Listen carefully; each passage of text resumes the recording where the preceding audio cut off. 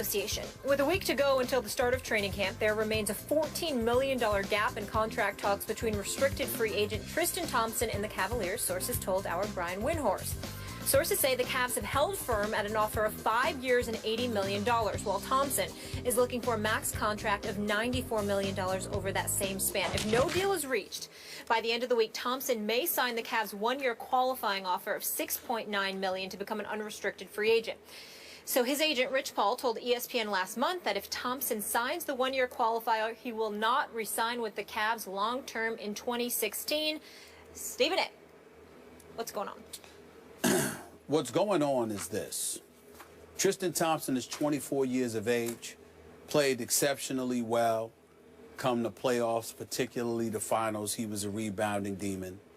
And he has sat around while other folks have been taken care of. You've got a $14 million difference or so is being reported. You made sure Iman Shumpert got his 40+ million. You made sure to re-up Timothy Mozgov. Obviously, Kyrie Irving, as well as he should have even beforehand, got his $90 million. But more importantly, you gave Kevin Love $110 million. Now, you could have kept Kevin Love for less than that. You didn't have to go out and give Kevin Love questionable knees, questionable back, $110 to $113 million. Why did you? Nobody is arguing with the fact that you have to keep Kevin Love. You let go of Andrew Wiggins, who has a lot of promise and seems to be on the rise, and stardom seems to be in his future. But the flip side to it is that you didn't have to take care of Kevin Love the way you took care of Kevin Love. And so when you look at it from that perspective, you have to ask yourself, why is that? It's because promises were made to Kevin Love, and they were obviously being kept because he seems to be David Griffin's kind of guy, whatever that means. Me personally, I like David Griffin. I think he's done I think he's done a really good job as the general manager for the Cleveland Cavaliers. Not that fond of his owner, Dan Gilbert, but Dan Gilbert does cut the checks, and he's unapologetic about doing so, so I will give him credit for that. But I do believe that a legitimate argument could be made, and here's where the big picture lies. Tristan Thompson in this situation right now is not about Tristan Thompson. I think it's about the legacy of LeBron James in Cleveland. And here is why I say that. LeBron James' long-term deal comes up next year. He's due for that. No matter what max dollars he's getting for this upcoming season, what max dollars he got last season, they clearly still had enough money to take care of Tristan Thompson. You just got to pay more with the luxury tax, okay? You could have chipped a few dollars off of an Iman Shumpert or Kevin Love.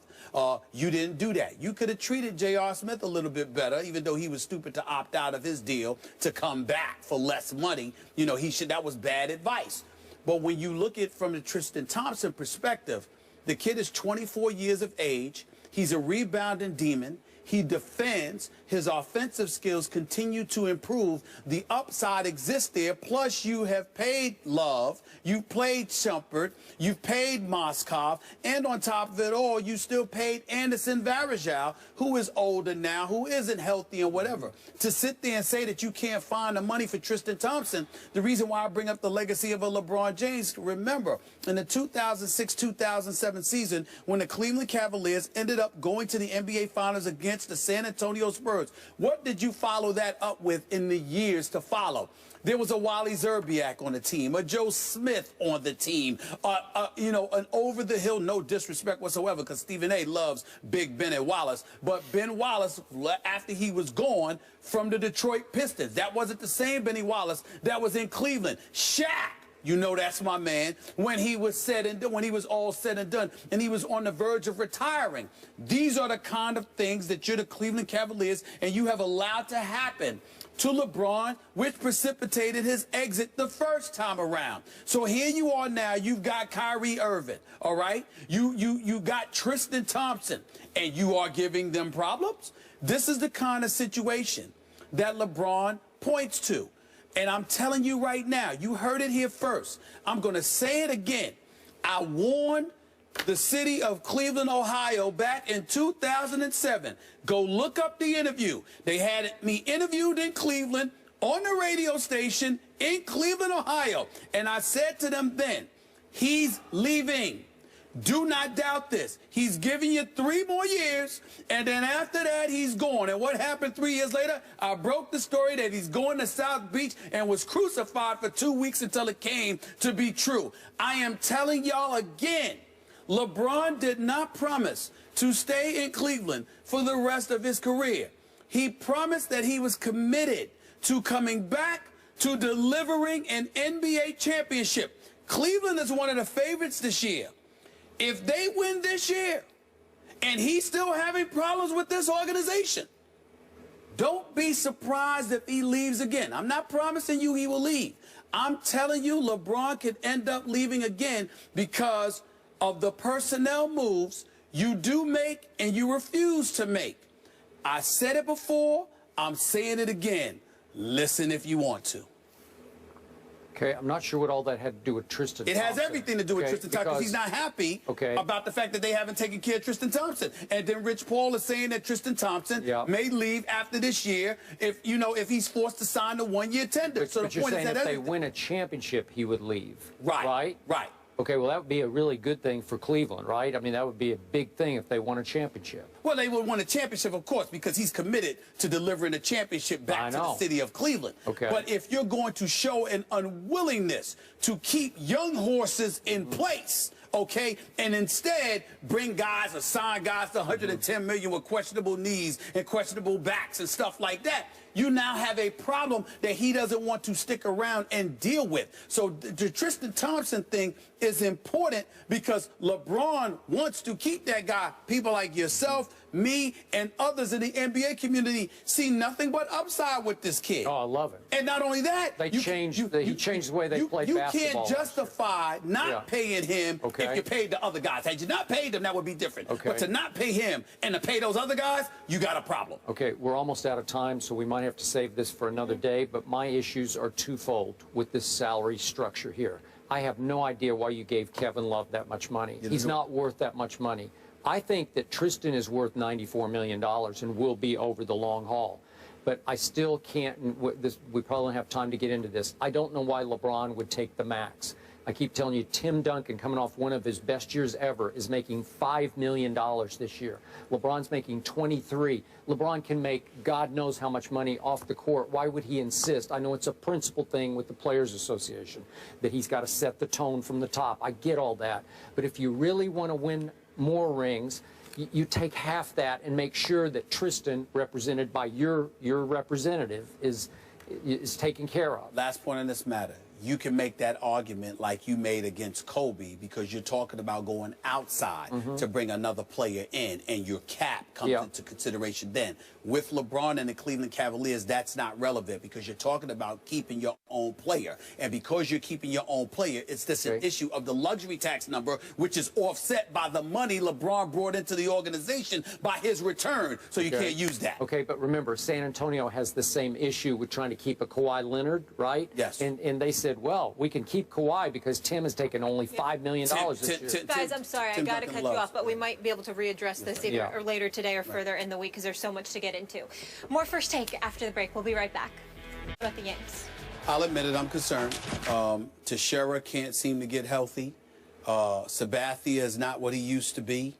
The combination of those two things, along with the inconsistent play of a few of their guys. I mean, 1 minute, Beltran is smacking 3-run home runs against the Mets. Another minute, he can't get a hit against the Blue Jays.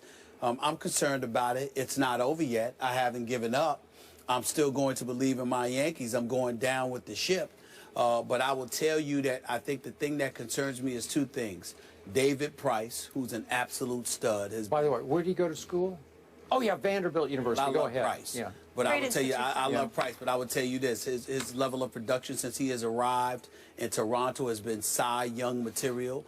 And when you combine that with the fact that Toronto has been doing what they've been doing without the services of Tulowitzki, I mean, I remember when Toronto lost a game, Boston came back on them the other night in the top of the ninth. I give Toronto a lot of credit. They've been hanging in there, and David Price has been an ace. We'll see what happens tonight with Severino pitches for the New York Yankees, and Ivan Nova goes after that. I still think the Yankees can win 2 of these 3 games. Then they'll only be a game and a half back. So the jury is still out, but I'll admit that I am a bit concerned. Your Yankees should be ashamed of themselves if they can't catch the Blue Jays after the Blue Jays lost the primary reason I picked the Blue Jays to beat. Yes. He's gone. I got a Romo-like bad break. He cracked his shoulder blade. They still got Donaldson and Batista and Price. I know, but Tulo, remember, everything changed when he walked in the door. And now they're 4-4 since he's been gone, and there's no timetable for him to come back. So all of a sudden, you got the greatest cowboy-like break.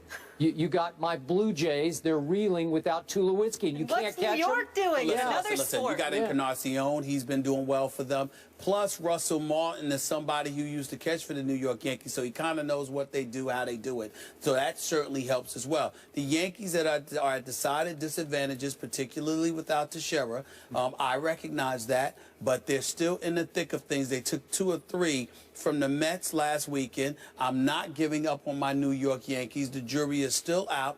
We'll see what happens. Well, why don't you just go ahead and say they're going to win the East? Well, I'm worried about them right now. I thought they were going to win the East. They had a 6.5 game lead, and they lost it in 13 days. That's correct. For crying out loud. Because of the additions starting with Tulowitzki that the Blue Jays again, made. but again, I think it's the addition of Price. How about that? Price is a stud. He's only got one. He's got like 9 and 1 since he arrived. He only gets to play every 5 days, right? He is, well, they got some bats, and we know they were scoring runs before Tulowitzki arrived. But now it's even more lethal, and you've got Price shutting people down.